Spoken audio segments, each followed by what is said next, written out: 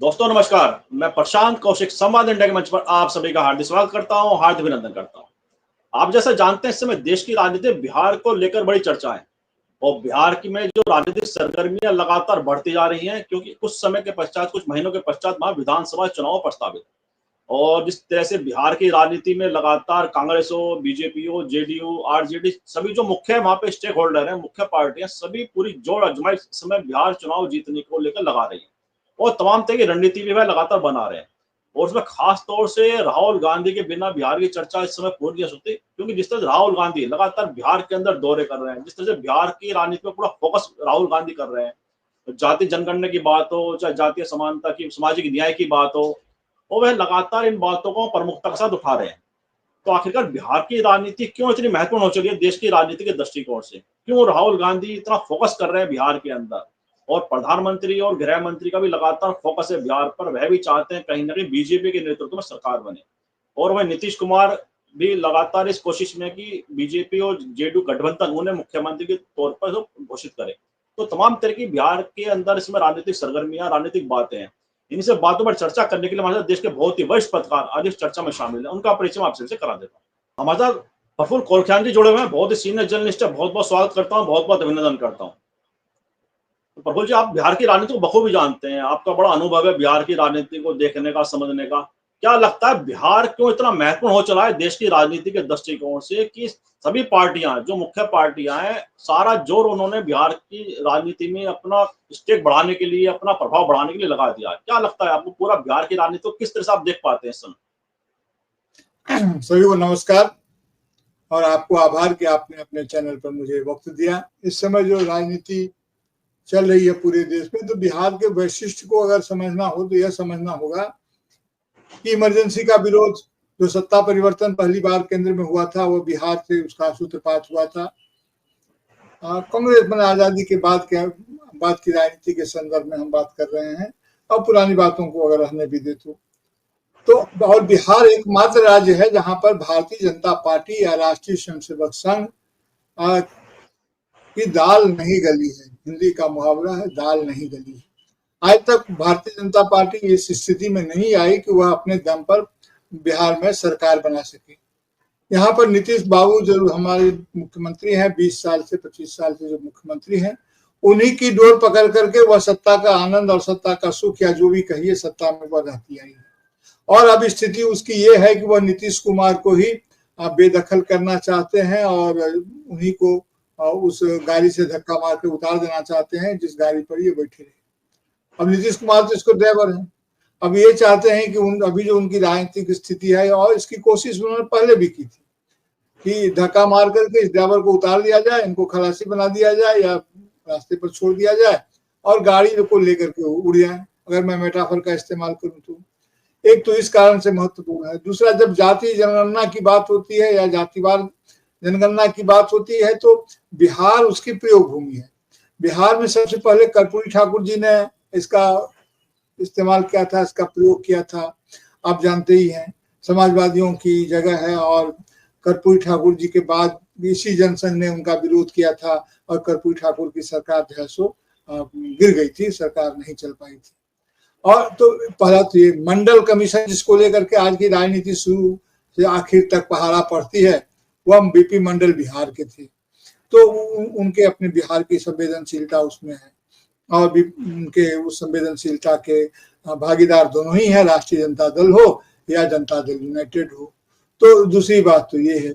और तीसरी बात उसके साथ साथ ये है कि बिहार कभी कांग्रेस का भी गढ़ रहा है बिहार में।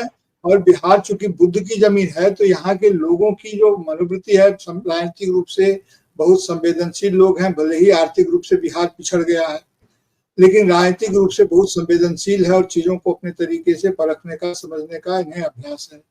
तो बिहार एक तरह से, और आप जानते हैं कि जो वामपंथी पार्टियां हैं उनकी भी कर्म भूमि, उनकी भी भूमि बिहार रही है। बिहार में ही एक जगह बेगूसराय है जहां से कन्हैया कुमार कांग्रेस के में जो भी हैं, जहां से रहने वाले हैं, उसको भारत का लेनिनग्राद कहा जाता था, लेनिनग्राद। और इतने सारे वहां पर विचारधाराएं उनकी थी। चलिए, ये प्यार से लोग कहते होंगे, लेकिन यह तो सच है। और यह भी सच है कि जैसे CPI-ML जैसी पार्टी ने बिहार में जिस ढंग से अपना काम किया है, या उस जमाने में IPF इंडियन पीपुल्स फ्रंट ने जिस ढंग से अपना संसदीय भूमिका निभाई थी, या संसद भी राजनीति में आने की कोशिश की थी, तो यहाँ पर इस समय में CPI-ML भी एक जबरदस्त शक्ति है। और CPI-ML के साथ साथ जो CPI-M और CPI है और जो तमाम वाम चेतना के लोग हैं, एक विधानसभा क्षेत्र में, एक चुनाव क्षेत्र में इनकी संख्या चाहे बहुत ज्यादा ना हो, लेकिन इनके लोग, इनके मत को मानने वाले और इनसे सहमति रखने वाले लोग बहुत सारे विधानसभा क्षेत्रों में पॉकेट्स में हैं, और वो एक आवाज पर इकट्ठा हो सकते हैं और उनके पीछे कोई वैसा दुराग्रह नहीं होता है। तो जिस जातिवार जनगणना को कांग्रेस ने और खास करके राहुल गांधी ने सामाजिक न्याय के लिए अपना मुख्य औजार बनाया है, मुख्य औजार के रूप में से स्वीकार किया है, तो उसकी परीक्षा, उसके जो जांच परख है वो कितना राजनीतिक रूप से कारगर है, उसकी सफल जगह बिहार में। एक तो ये कारण है कि यहाँ इसके परिणाम इसको करेंगे। मैं EVM पर बाद में बात करता हूँ।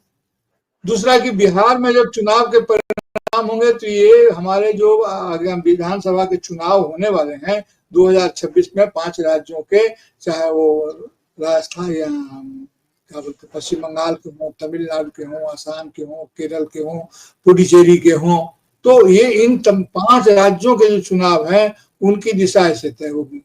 उन 5 राज्यों में से कुछ राज्यों की दिशा पहले से तय है, तमिलनाडु में की दिशा पहले से तय है, केरल की दिशा पहले से तय है, लेकिन वे जोर आजमा रहे हैं पश्चिम बंगाल, असम को लेकर और पुडुचेरी भी कह लीजिए, तो लेकिन पश्चिम बंगाल और असम को लेकर के ये जोर आजमाइश चल रही है। तो अगर बिहार का परिणाम उनके पक्ष में आता है तो इसका असर पश्चिम बंगाल में पड़ने का उनको लगता है कि उनको लाभ मिलेगा, क्योंकि पश्चिम बंगाल और बिहार का इलाका काफी सटा हुआ इलाका है, काफी लोग बिहार से यहाँ पर हैं। यह उसी तरह से है जैसे कि दक्षिण के राज्य आपस में मिले रहते हैं। तो अब जानते हैं कि बिहार में यह संभव नहीं हुआ अभी तक भारतीय जनता पार्टी का, न बिहार में संभव हुआ है, न बंगाल में संभव हुआ है उनका प्रवेश हो पाना, इसीलिए फोकस इस पर है। और जो असम में भारतीय जनता पार्टी की सरकार है वो अब तो उड़ाई हुई सरकार है, वह उनकी स्वाभाविक सरकार नहीं है। ऐसा नहीं कि उन्होंने चुनाव जीत करके अपने बहुमत से सरकार बनाई है या अपने विचारधारा का प्रसार किया है। वो तो हेमंत बिश्व शर्मा पर लदे हुए केस और भी कई कारणों से वो उधर चले गए हैं तो उन्होंने सरकार बनाई है, लेकिन वहां भी उनका उतना ही तीव्र विरोध होगा, तो इसीलिए उनको वहां भी अपनी सत्ता बचानी है। फिर जब आप इस इलाका में देख लेते हैं तो आज अंतर्राष्ट्रीय कारणों से भी असम और बंगाल अंतर्राष्ट्रीय राजनीति के कारण भी अधिक संवेदनशील हो रहे हैं, क्योंकि बांग्लादेश में जो स्थितियां उत्पन्न हो रही है और उससे बंगाल का अछूता रह पाना मुश्किल है। उधर असम आप जाएंगे तो 7 सिस्टर्स का जो मामला है, तो राजनीतिक रूप से उसकी संवेदनशीलता भी असम से जुड़ती है। तो ये तमाम जो चीजें हैं, उन चीजों को देखते हुए हमें यह लगता है कि बिहार का चुनाव इस समय में कई कारणों से महत्वपूर्ण है।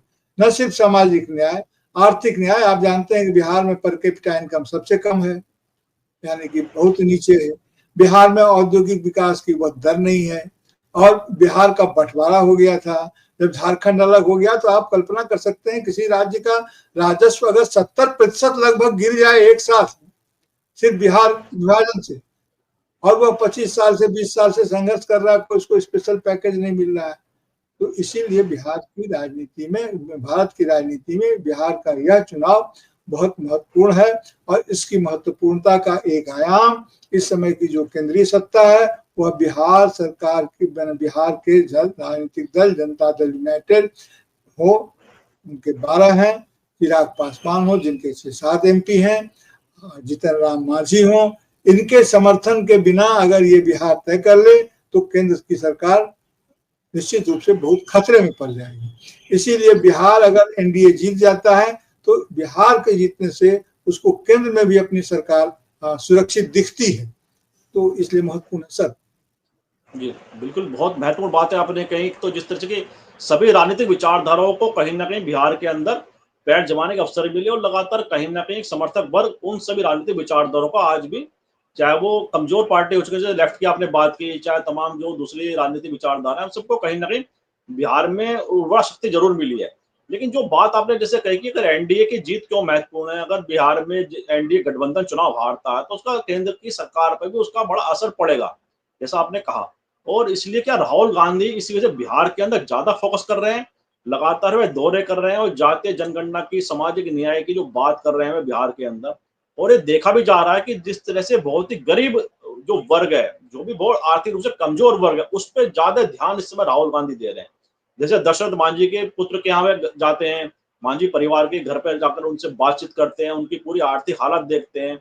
तो ये जो संकेत हैं, जो सांकेतिक राजनीति राहुल गांधी करने का प्रयास कर रहे हैं, क्या वे बिहार में मजबूत हो पाएगी? क्या बिहार में जो रेस्पॉन्स राहुल गांधी को सभाओं में तो मिल रहा है, क्या युवा वर्ग हो, उनकी बेरोजगारी की बात, जैसे रोजगार की बात वह कर रहे हैं, तो क्या लगता है कि राहुल गांधी का यह जो राजनीतिक रूप से जो है वहां प्रयास कर रहे हैं, उसे कितनी सफलता मिलने की आप संभावना देख पाते हैं बिहार के अंदर? जी, जैसा कि आपने कहा कि जो प्रचलित राजनीतिक शब्दावली है उसके हिसाब से तो आपने ठीक ही कहा, लेकिन राहुल गांधी की ये राजनीति कोई सिंबॉलिक पॉलिटिक्स नहीं है, तो कोई सिंबॉलिज्म नहीं है, इट्स रियल पॉलिटिक्स। और उसके मैं कारण गिनाता हूं कि ऐसा रियल क्यों है। देखिए, सबसे बड़ा कांग्रेस की कमी के बारे में यह कहा जाता है कि कांग्रेस के पास संगठन नहीं है।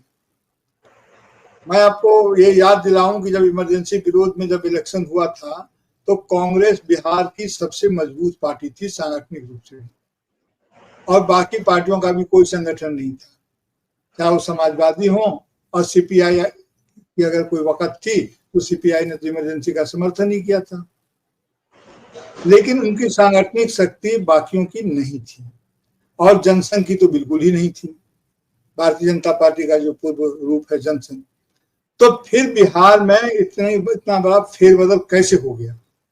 क्योंकि मैंने पहले ही कहा कि संवेदनशील राज्य है, अगर इसकी संवेदनशीलता को बात अगर टच कर गई तो न संगठन की परवाह करेगी और न ईवीएम में किए गए किसी भी तरह के हेर फेर का कोई असर बचेगा।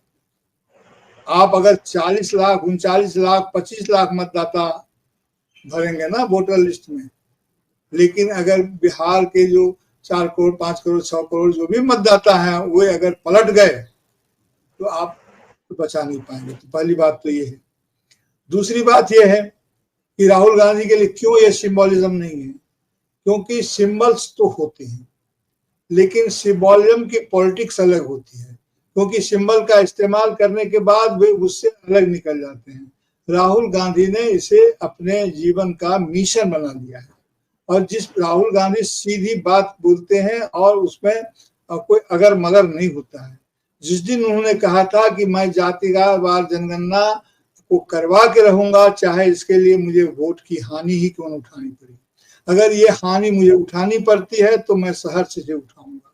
संसद में उन्होंने कहा कि अगर मैं जानता हूं कि दलितों और पिछड़ों और सामाजिक न्याय की बात करने वालों को इस देश में गाली खानी पड़ती है। मैं अनुराग ठाकुर ने जब उनसे कहा था कि जिसकी जाति का पता नहीं वह जाति जनगणना की बात करता है। अखिलेश यादव जी ने इसका काफी विरोध किया था, लेकिन राहुल गांधी ने जिस तेवर में छाती ठोक कर, टेबल ठोक कर कहा था कि मैं जानता हूं कि मुझे गाली खानी पड़ेगी, जाति का पता नहीं होने का मतलब होता है जन्म का पता नहीं होना, मैंने गाली तो थी सीधे। तो उन्होंने ये कहा कि मैं जानता हूं गाली खानी पड़नी, मैं खुशी से गाली खाऊंगा, लेकिन मैं इसी सदन से वो करवा के रहूंगा, और वो कामयाब हुए। तो बिहार में उनके लिए एक प्रयोग भूमि भी है, और वो नई तरह की संवाद शैली की संरचना कर रहे हैं, और वे चाहते हैं, वे इस समय बिल्कुल नहीं चाहते हैं कि केंद्र की सत्ता एनडीए की गड़बड़ा जाए या गिर जाए।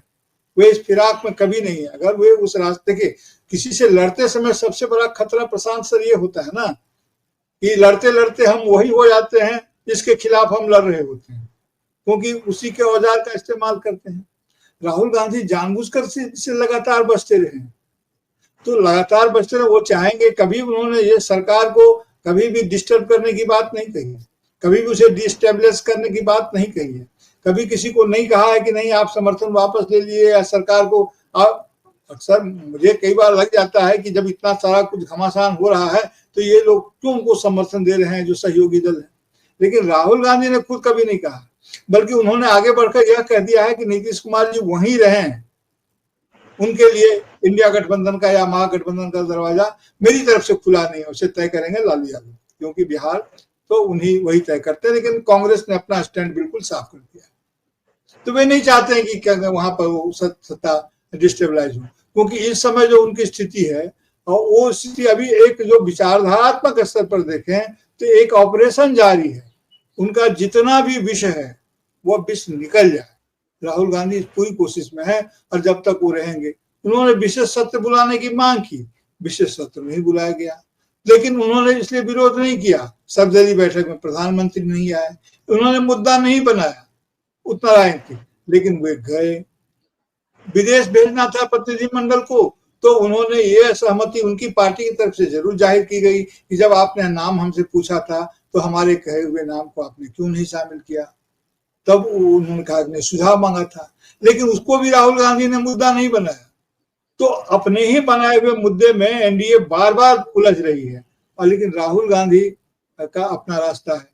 अभी जो उन्होंने पत्र लिखा है, ये जो आलेख लिखा है, आर्टिकल लिखा है, जो तमाम कई भाषाओं में लेख उनका छपा भी है ईवीएम को लेकर के, उसकी पूरी देश में चर्चा है। अगर वो कार्यकर्ताओं तक, लोगों तक, हमारे आपके जैसे नागरिकों तक तो पहुंच गया है, लेकिन आम लोगों तक वो पहुंचे, और अगर अपने मैनिफेस्टो में जो सुनते हैं संयुक्त हुई होगा, गठबंधन की तरफ से निकाला जाएगा घोषणा पत्र या संकल्प पत्र जो भी हो, या न्याय पत्र, कांग्रेस से न्याय पत्र करती है, उसमें अगर अपेंडिक्स के रूप में, परिशिष्ट के रूप में अगर उस आलेख को अगर छाप दिया जाए तो वो अपने आप में बहुत बड़ा कदम होगा लोगों को पता लगने के लिए।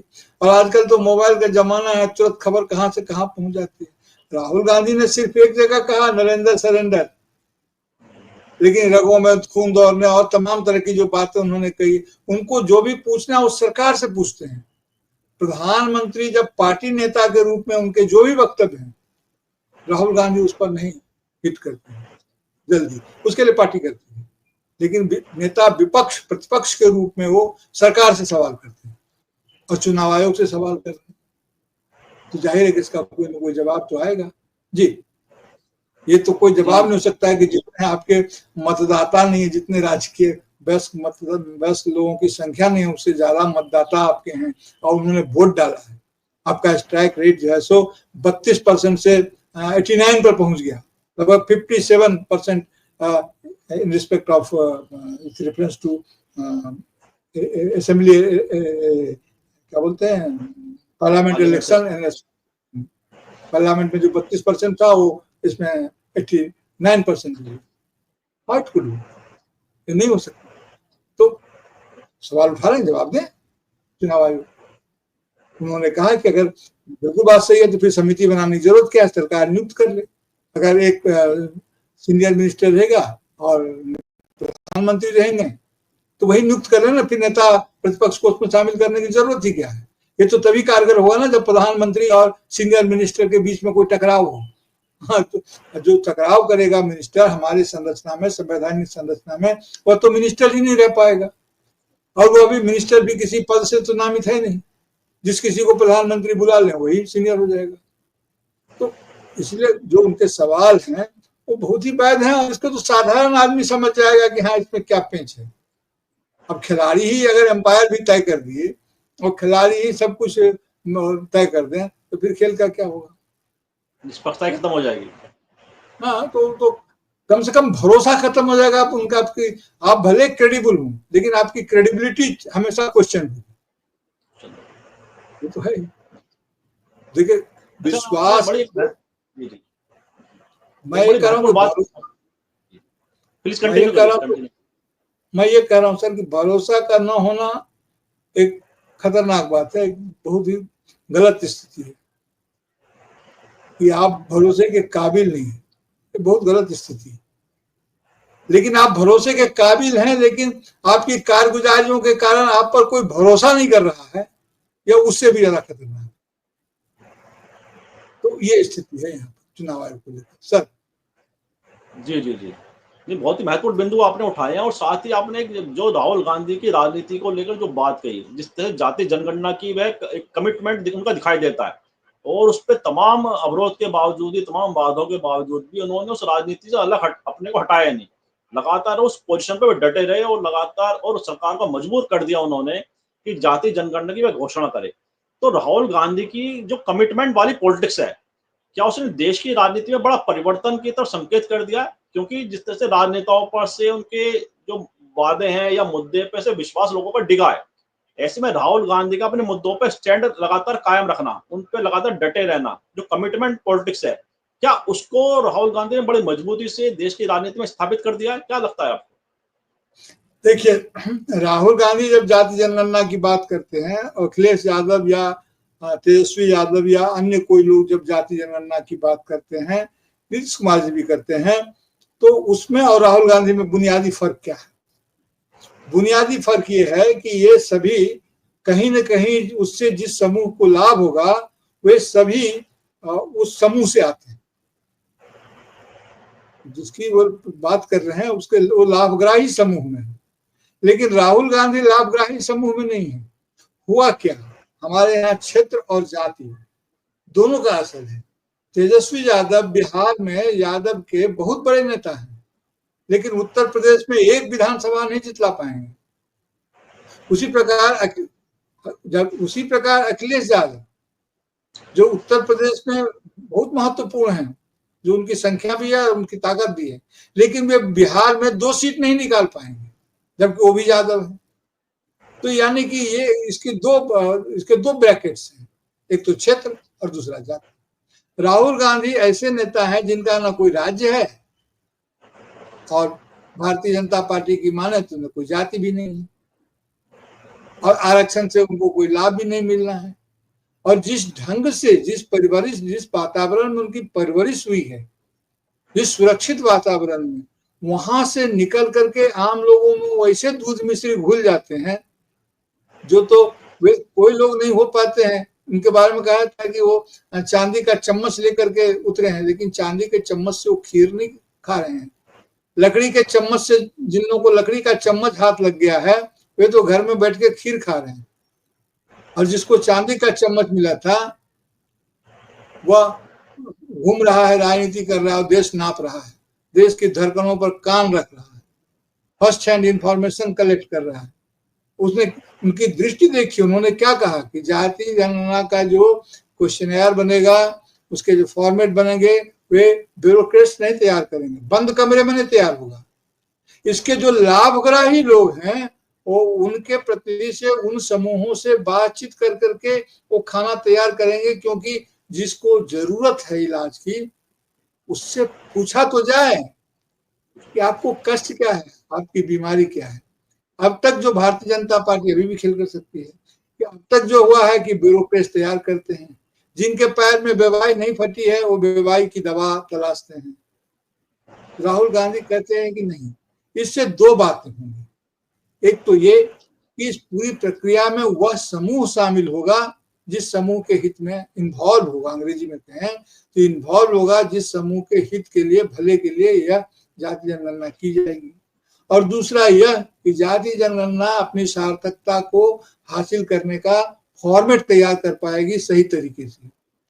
उस फॉर्मेट के सवाल कुछ इस तरह से होंगे जिसके जवाब लोगों के पास पहले से उपलब्ध हो, ताकि जो बीएलओ या जो कोई भी गणना करने जाए उससे वो जब सवाल रखे जनता के सामने, तो जनता पूछे कि इसका क्या मतलब, हमको बताइए, तो बोलेगा अच्छा वो हम लिख देंगे, वो हम भर देंगे, आप चिंता मत कीजिए हम भर देंगे। वो जब सवाल करे तो सवाल को लोग समझें और समझ करके जवाब दें, और वही फीडबैक है। तो बहुत गहराई से जाके चीजें आ रही है। राहुल गांधी की उपस्थिति एक भिन्न प्रकार की उपस्थिति है इस पूरे राजनीतिक परिदृश्य में। जी जी जी, जैसा आपने कहा कि राहुल गांधी की उपस्थिति है अलग अलग तरह का प्रभाव राजनीति के अंदर छोड़ रही है। और अगर बिहार की बात करें, जो उनका अलायंस पार्टनर है आरजेडी, तेजस्वी यादव, क्योंकि मुख्यमंत्री के चेहरे हैं एक तरह से पूरे गठबंधन के, लेकिन जो बिहार में लालू प्रसाद यादव और तेजस्वी यादव पूरा एक चेहरा है पूरी राजनीति का, विपक्ष की राजनीति का। ऐसे में राहुल गांधी की जो सक्रियता है बिहार के अंदर, उसमें आरजेडी उन्हें किस हिसाब से देख रही है? और क्या राहुल गांधी या कांग्रेस का प्रयास ये है कि जो सीटों का अलायंस होगा, सीटों का जो शेयरिंग होगी, उसमें वह अपनी ज्यादा जो सीटों की उनकी है कि उसमें ज्यादा सीटों पर लड़े कांग्रेस पार्टी, तो उसमें आरजेडी का पक्ष किस तरह से आप देख पाते हैं? आरजेडी की क्या रणनीति रहेगी इस तरफ कि कांग्रेस को ज्यादा सीट देने में? जैसे पिछली बार हमने देखा था जब कांग्रेस को उन्होंने कहा कि ज्यादा सीटों पर लड़े इसलिए हमें नुकसान हुआ, तो लेकिन इस बार जो पूरा राजनीति का बदला हुआ है उसमें कांग्रेस की अहमियत को आरजेडी समझेगी, तेजस्वी यादव, लालू यादव समझेंगे उस पूरी रणनीति को? देखिए, मुझे लगता है कि कुछ न कुछ तो समझ रहे हैं, कुछ न कुछ समझेंगे, लेकिन वो इस स्थिति में नहीं होंगे कि वो पूरी तरह से अपनी जमीन छोड़ दें, और वो साफ कारणों से। लेकिन मैं आपको दूसरी बात कह रहा हूँ कि राहुल गांधी कर क्या रहे हैं। राहुल गांधी कर ये रहे हैं, इस समय जो मतदाता समूह है उसके अंदर में यह भावना जरूर आ गई होगी, और खास करके राहुल गांधी की सक्रियता से और ये जाति जनगणना और सामाजिक न्याय के प्रति उनकी जो प्रतिबद्धता है, कमिटमेंट्स हैं, उसके कारण एक बात जरूर आ गई हुई, मीडिया साथ नहीं दे रहा है, फिर भी आ गई है लोगों में, और वो ये है कि जो जाति के नेता हैं उनके राजनीतिक हित और जो जाति के लोगों के जीवन यापन के लिए जो जरूरी स्थितियां हैं, दोनों में एक व्यवधान आ गया है। जिस समय लालू यादव इसके नेता बने थे, लोकतंत्र की खूबसूरती यही है, यही खूबसूरती होती है कि वह बड़ा नहीं होता है, वो वन अमॉन्ग्स्ट द इक्वल्स, वह समानों में एक होता है। अभी की जो स्थिति लालू यादव जी की है वो समानों में इक्वल्स की नहीं है। वे जिसका नेता है उसके काफी ऊंचे वो हो गए हैं, और जो इक्वल्स है इक्वल्स वही रह गए हैं। यही स्थिति कांग्रेस की भी है, ये मैं मान सकता हूँ। लेकिन कांग्रेस की वह स्थिति होने के बावजूद लगातार लोग ये जानते हैं, इस बहुत सारे लोग प्रधानमंत्री को देखने के लिए भीड़ लगा देते हैं। राहुल गांधी ने तो प्रधानमंत्रियों की गोदी में अपना जीवन ही बिताया है, उन्हें प्रधानमंत्री बनने का वैसा शौक भी नहीं है, ऐसा मुझे लगता है। और इस पर कभी विस्तार से बात होगी तो मैं उनके पर्सनैलिटी का जब एनालिसिस करूंगा तब मैं बताऊंगा कि क्यों नहीं है। अगर होना होता तो डॉक्टर मनमोहन सिंह के समय में ही हो सकते थे या उसके पहले हो सकते थे। दुनिया का एकमात्र नेता है जिसने अपनी माता जी को प्रधानमंत्री से रोकने के लिए कुछ भी, और कुछ भी का मतलब कुछ भी कर जाने की धमकी दी थी। अगर आप प्रधानमंत्री बनेंगी तो मैं कुछ भी कर लूंगा। और सोनिया गांधी तैयार थी, लेकिन उन्होंने काफी, उनके आंख में आंसू आ गए, वे अपने बेटे के साथ गई। राहुल गांधी का कहना यह था कि दादी को खोया है, पिता को खोया है, ये आपको 6 महीना नहीं रहने देंगे, मैं आपको खोना नहीं खो सकता। और तब जब वो बताई, सोनिया गांधी ने, जब नटवर सिंह वगैरह वगैरह थे, ये सब किताबें लिखी हुई है, पत्रकार नीरजा चौधरी की किताब है, और प्राइम मिनिस्टर डिसाइड देख सकता है, कोई भी देख सकता है, काफी अच्छी किताब है। तो उसमें उन्होंने कहा कि नटवर सिंह को कहा गया कि नहीं, जाके बता दीजिए कि मैं नहीं बनूंगी। तब उन्होंने बताया कि वो सोनिया गांधी नहीं बनेगी तो लालू यादव यानी कि काफी निराशा छाई, और वामपंथी तो बिल्कुल तैयार नहीं थे समर्थन के लिए कि नहीं ये कैसे हो सकता है, हम उनके नाम पर सहमत हैं। तो जब ये हुआ तो इधर भारतीय जनता पार्टी बोल रही थी कि नहीं, राष्ट्रपति ही मना कर देंगे। तो अब टर्निंग पॉइंट में क्या लिखा है राष्ट्रपति ने लिखा कि चिट्ठी बना के लगभग हम तैयार थे, बैठे थे, जब आए तो जब चिट्ठी उनके पास दी गई तो उन्होंने कहा कि मैं नहीं बनूंगी, ये बनेंगे, यानी कि मनमोहन सिंह बनेंगे। मनमोहन सिंह के नाम पर तैयार नहीं थे वामपंथी दल, क्योंकि मनमोहन सिंह की छवि थी उदार, लिबरलाइजेशन के पक्ष की, बाजारवादी नीतियों के समर्थक अर्थशास्त्री थे। तो सोनिया गांधी ने वादा किया था, कोई छोटी मोटी नेता नहीं है, लोग उनका इतिहास नहीं जानते हैं। उन्होंने वादा किया कि नहीं, मैं कोशिश करूंगी कि मनमोहन सिंह की उन नीतियों का असर इस सरकार पर ना पड़े, और इस पर ना पड़े तो इसके लिए उन्होंने क्या उपाय करेंगी। तो उन्होंने जो राष्ट्रीय जो एडवाइजरी काउंसिल, नेशनल एनएससी, जो नेशनल एडवाइजरी काउंसिल बनाई, जिसके लिए ये लोग आरोप लगाते हैं कि वहां से तय होता था। नेशनल एडवाइजरी काउंसिल में कौन कौन लोग थे? जयराम रमेश उसके सेक्रेटरी थे, आप जानते हैं, और उसके मेंबर कौन कौन थे? जादरेज थे, तो प्रसिद्ध अर्थशास्त्री, जिन्होंने कई किताबें अमर सिंह के साथ मिलकर लिखी। तो गरीबों के अर्थशास्त्री के रूप में जाने जाते थे, जादरेज थे। जोगेंद्र यादव जी थे उस समिति में, अरुणा राय थी उसमें, तो इन लोगों ने बनाया, और उसके बाद जब मनरेगा बना तो मनरेगा के तरह का एक कार्यक्रम चल रहा था, तो उसको ये जागरेस का ये उन्होंने उसको ही ड्राफ्ट किया था और खड़ा किया था। मनरेगा के प्रति ये तैयार नहीं थे, मनमोहन सिंह तैयार नहीं थे, क्योंकि ये किन्स थ्योरी जो है इकोनॉमिक्स की, उससे आता है कि काम कराओ तब दो, मंगनी में मत दो, कुछ भी काम कराओ लेकिन काम करा के तब रोजगार उत्पन्न करने के लिए। तो रघुवंश प्रताप सिंह जब उसमें मंत्री थे और उन्होंने किस ढंग से उसकी पैरवी की, और सोनिया गांधी ने मनमोहन सिंह को कहा कि लेकिन ये होगा। 2 जगह सोनिया गांधी ने जब हस्तक्षेप किया था, जो लोग बोलते हैं ना बार बार हस्तक्षेप नहीं, 2 जगह क्या था, एक जगह यहाँ और दूसरी जगह जब परमाणु संधि, जब अमेरिका का बैन लगा हुआ था, तो यहाँ से जो गए थे कि जो हमारा यूरेनियम परिष्कृत इस्तेमाल हम नहीं कर सकते हैं, तो विदेश में आकर के जो हमारे परमाणु सचिव गए थे सब, तो उन्होंने इनको कहा था कि प्रधानमंत्री को कहा था कि नहीं, ये हमारे पक्ष में नहीं है, क्योंकि इसमें जो समझौता होगा अमेरिका के साथ, ये हमारे परमाणु संसाधनों का निरीक्षण करेंगे, तो इसलिए ये हमारे लिए उपयोगी नहीं है। तो प्रधानमंत्री मनमोहन सिंह ने कहा कि ठीक है, फिर इसको हटाइए, ये नहीं होगा, तो आप बेहतर समझते हैं। और फिर वहां पर शायद कौन राइस थी या कौन, तो वो उन्होंने सुबह सुबह वहां दस्तक दी, कही कि प्रधानमंत्री से मेरी बात कराएंगे। तो नटवर सिंह ने कहा कि मैं क्या बात कर रहा हूँ इसमें, तो ये है। तो उन्होंने कहा कि किस शर्त पर यह होगा, जो शर्त उनको हो। तब फिर उन्होंने परमाणु सचिव से बात की और तब जाकर के वहां रखा गया कि जो है सो सामरिक और गैर सामरिक का विभाजन किया गया। जो सामरिक संस्थान है वहां पर आप निरीक्षण नहीं करेंगे, जो गैर सामरिक है विद्युत वगैरह वगैरह का जो ये है वो वहां पर निरीक्षण करें। तो बड़ा ये जबरदस्त भूमिका थी। तो मनरेगा इस तरह से लागू हुआ, और मनरेगा जब लागू हुआ तो ये आते ही इन्होंने कहा था 2000 में ये कांग्रेस की विफलताओं का स्मारक है, और अब उस स्मारक को माथे पर लिए घूम रहे हैं। न होता मनरेगा ऐसे जैसी योजना, कोरोना काल में क्या हुआ होता या आज भी क्या होता। हालांकि भीतर भीतर ही उन्होंने उसको मार दिया है। अब 20 दिन साल में जहां 100 दिन काम मिलने की बात थी, वहां 20 दिन 25 दिन वो काम मिलते हैं लोगों को। तो वो एक अलग प्रसंग है कि वो कैसे क्यों हो रहा है, कैसे तीसरी इकोनॉमी में चला गया। उधर जाएंगे तो हम थोड़ा इकोनॉमिक्स के एरिया में जब पहुंच जाएंगे। लेकिन पॉलिटिकल सिचुएशन ये है, पॉलिटिकल सिचुएशन ये है कि ये अपने राजनीति की इनकी हवा निकल चुकी है। और ये अगर इनको अभी क्या होता है कि जब आप इतने भंगुर हो जाते हैं तो आपके गिरने के लिए किसी भूकंप, किसी शक्ति, किसी आघात की जरूरत नहीं होती है।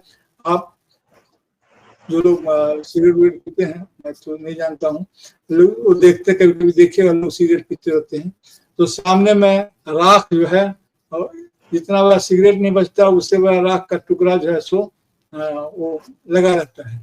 तो ऐसे चुटकी बजाकर उसको गिरा देते हैं, कभी कभी वो खुद ही गिर जाता है। तो जो जली हुई रस्सी की ऐठन तो रहती है, लेकिन ऐठन में वो ताकत नहीं रहती है जो उसको टिकाऊ बनाए रख सके। मैं बहुत कड़ी शब्दावली का इस्तेमाल कर रहा हूँ क्योंकि इनके पास अवसर था। उस अवसर का इन्होंने अवसर को गवा दिया और हेन तेन में लगे रहे। और बहुत सारे लोगों को उम्मीद थी सर, भारतीय जनता पार्टी से बहुत सारे लोगों को उम्मीद थी। बहुत सारे लोग जो उनकी राय विचारधारा से सहमत नहीं थे उनको भी उम्मीद थी, क्योंकि 2014 में वे ये बातें नहीं कर रहे थे जो आज कर रहे हैं। उस समय उन्होंने कहा था देवालय नहीं शौचालय की बात कीजिए, लेकिन जहां वो पहुंच गए तो उनकी पूरी नियत ही शंका के घेरे में आ गई। और जो फ्रिंज एलिमेंट है, जो दूसरे लोग हैं, तो उत्पात मचा ही रहे। इसलिए कुल मिलाकर के हम ये कहना चाहते हैं कि सबके प्रति वो राजनेता हैं, सभी के प्रति सम्मान रखते हुए भी ये कहना चाहते हैं कि जिस ढंग का राजनीतिक विकास हुआ है उसमें ट्रस्ट डेफिसिट हमारे डेमोक्रेसी में एक जबरदस्त उसका असर है। और ये सत्ता इस समय में है उस पर भी है। ईवीएम के बावजूद चुनाव का परिणाम, उसको मैं रख करके भी कहता हूँ कि चुनाव का परिणाम चौंकाने वाला नहीं, बल्कि जो लोग सही विश्लेषण कर पा रहे हैं उनके लिए प्रत्याशित होगा। ये हरियाणा और महाराष्ट्र के चुनाव नतीजों की तरह नहीं आएगा, ऐसा मुझे लगता है। जी जी जी, बिल्कुल ठीक कहा आपने। और कार्यक्रम के अंत में आते हैं, अगर जो नीतीश कुमार की बात करें, नीतीश कुमार जो मुख्यमंत्री हैं वर्तमान में बिहार के, एनडीए गठबंधन के, उनकी जो भाव भंगिमाएं हैं, जिस तरह से उनका व्यवहार बार बार सामने आता है, उसने भी काफी सारे प्रश्न तो उठाए दिए हैं नीतीश कुमार को लेकर। और जिस तरह से बिहार में बीजेपी, एक उनकी बड़ी मन की इच्छा है कि हमारी फुल फ्लैश गवर्नमेंट बने, वह कई बार इसका प्रकटीकरण भी कर चुके हैं, उनके नेता कई बार इस बात को कह भी चुके हैं, सम्राट चौधरी हो या तमाम दूसरे जो नेता हैं। और नीतीश कुमार का जो वर्तमान जो स्थिति है, वर्तमान जो उनकी व्यवहार है राजनीतिक तौर पर, उसको किस तरह से आप देखते हैं? और क्या वह पूरा जो एनडीए का इस समय गुणा भाग है, चाहे जीतन मांझी हो, चिराग पासवान को लेकर भी लगातार ऐसी बातें आती हैं कि शायद उन्हें अलग से चुनाव लड़वाया जाए पिछली विधानसभा चुनाव की तरह, और वह केंद्रीय कैबिनेट से इस्तीफा दे सकते हैं। ये भी चर्चाएं राजनीतिक गलियारों में बनी हुई है। इस पूरे विषय को, एनडीए की राजनीति को किस तरह से आप देख पाते हैं बिहार के अंदर? देखिए, बिहार की राजनीति में लंबे समय के लिए आशा की किरण तो ये जोड़ी है ही, चाहे चिराग पासवान हो या तेजस्वी यादव हो। तेजस्वी यादव की राजनीतिक परिपक्वता, उनकी उपस्थिति चिराग से ज्यादा है।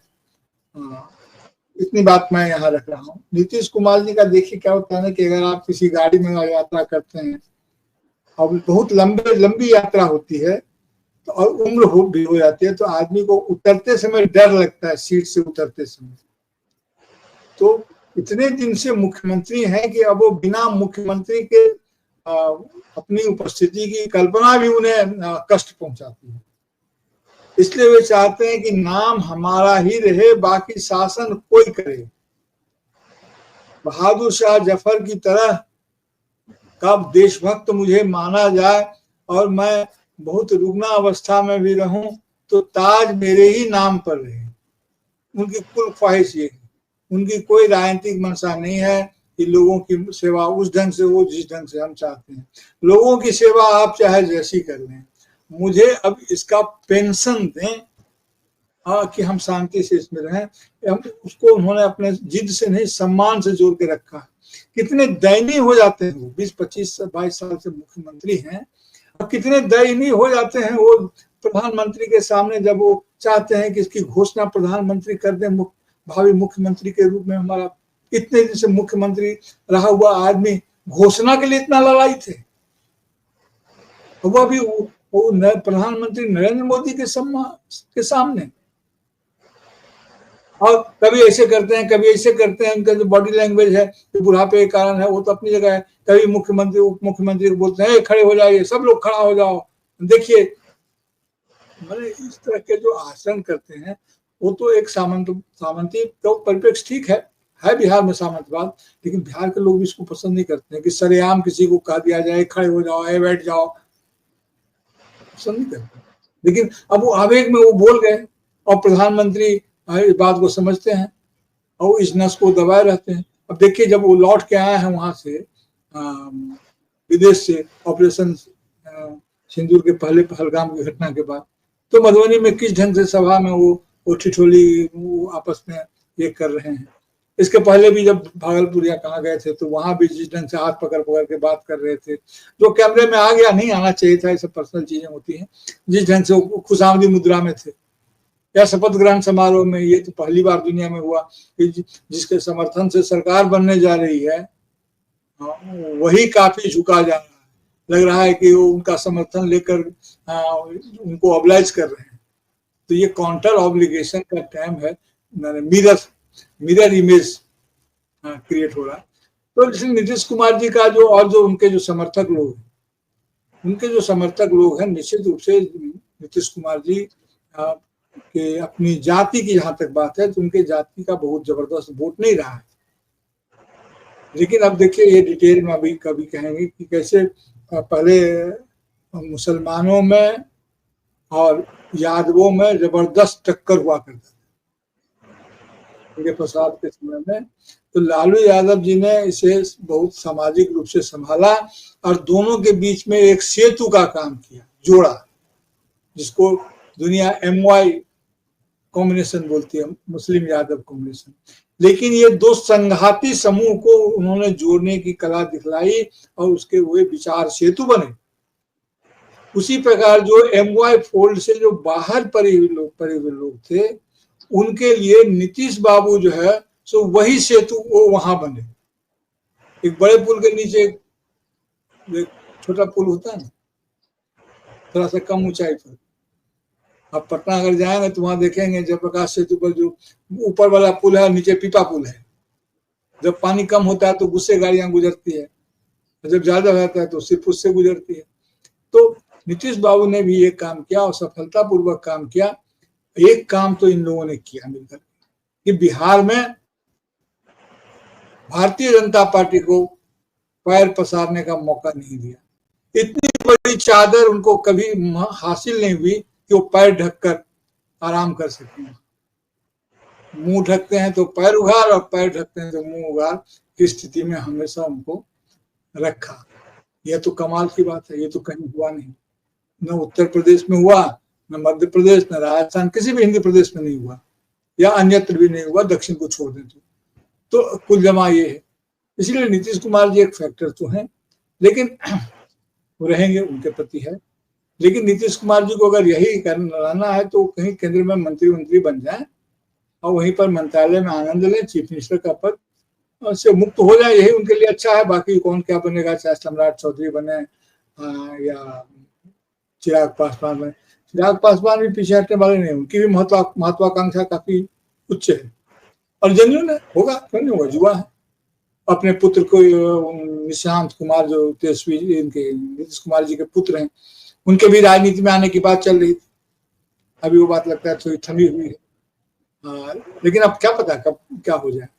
उधर ये है क्या, मांझी जी हैं, मांझी जी भी अपने पुत्र और पुत्रवधुओं के टिकट के जुगाड़ में लगे रहते हैं। तो उसमें कुछ दिक्कत भी आ गई, सुना कि वोटर लिस्ट में नाम नहीं है। तो है, इस तरह की है, वहां है टकराव है, उपेंद्र कुशवाहा है। तो ये जो तत्व है छोटे छोटे जो इंजन, बड़ी इंजन के जो छोटे छोटे कल पुर्जे हैं जो कनेक्टिविटी पैदा करते हैं, तो उसमें काफी खराबी है। तो इंजन तो ठीक है डबल इंजन का, लेकिन पुर्जे सब ढीले हो गए हैं, कैसे कसे जाएंगे। उस हिसाब से जो एनडीए है वो थोड़ा सा टाइट स्थिति में है। और ये जानते हुए भी कि लालू यादव जी बहुत महत्वपूर्ण नेता हैं और तेजस्वी जी भी इस बात को समझ रहे हैं कि हम, और राहुल गांधी भी समझ रहे हैं कि अपनी किसी महत्वाकांक्षा या जल्दबाजी में ये जो फॉर्मिडेबल कॉम्बिनेशन है, जो ताकत वाली जो गठबंधन है, इसमें कमजोरी ना आए, क्योंकि कमजोरी अगर आएगा तो सिराजा बिखर जाएगा। तो ये राजनीतिक रूप से किस ढंग से, अभी तो टिकट वोट का बंटवारा होगा, उसमें भी कुछ जिकाजोरी तो होगी, उसमें भी कुछ नए विकास होंगे, तो देखा जाए कि क्या होता है। लेकिन बिहार का चुनाव है तो महत्वपूर्ण पूरे राष्ट्र के लिए। जी बिल्कुल सही कहा आपने, बिहार का चुनाव बहुत महत्वपूर्ण है और जिस तरह से पूरे विषय का आपने बहुत ही विस्तृत तरीके से परिभाषित किया है, मुझे विश्वास भी हमारे दर्शकों चर्चा पसंद आएगी, समझ वो बिहार की राजनीति को समझ पाएंगे अच्छी तरह से, क्योंकि आपने तथ्यात्मक पूरा विश्लेषण किया बिहार की राजनीति का। और बिहार में जिस तरह से लगातार एनडीए हो चाहे जो है इंडिया गठबंधन है, वह लगातार अपनी पूरी जोर आजमाइश कर रहा है और राहुल गांधी ने निश्चित रूप से बिहार की राजनीति में बड़ा फर्क पैदा कर दिया है। अभी ये आने वाला समय बताएगा कि वह चुनाव परिणाम में किस कदर सामने आता है, किस तरह से प्रदर्शित होता है। और इन्हीं शब्दों के साथ आज चर्चा विराम भी देते हैं और मैं आपको बहुत बहुत आभार और धन्यवाद व्यक्त करता हूं कि आपने हमारे दर्शकों में समय निकाला। बहुत बहुत धन्यवाद। और मैं आप सबसे भी आग्रह करता हूं वीडियो को लाइक करें, शेयर करें, कमेंट करें, साथ ही संवाद इंडिया चैनल को सब्सक्राइब करें, बेल आइकन जरूर दबाएं, जिससे संवाद इंडिया अपडेट आपको समय से मिलते रहे। आप सबका बहुत बहुत धन्यवाद, बहुत बहुत धन्यवाद।